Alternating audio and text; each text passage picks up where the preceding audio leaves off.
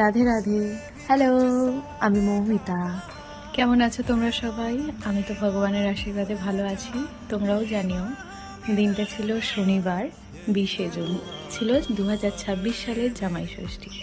মা এখন আর জামাই ষষ্ঠীতে যায় না, কিন্তু এবছর মা সকালবেলা বললো চল একটু দিদাবাড়ি থেকে ঘুরে আসি। মামা বাড়ি যাওয়ার কারণ ছিল আমাদের গাছে এবছর অনেক আম হয়েছে, লাস্টে অনেক আম পেড়ে ফেলা হয়েছে, সেগুলোই দিয়ে আসার ছিল।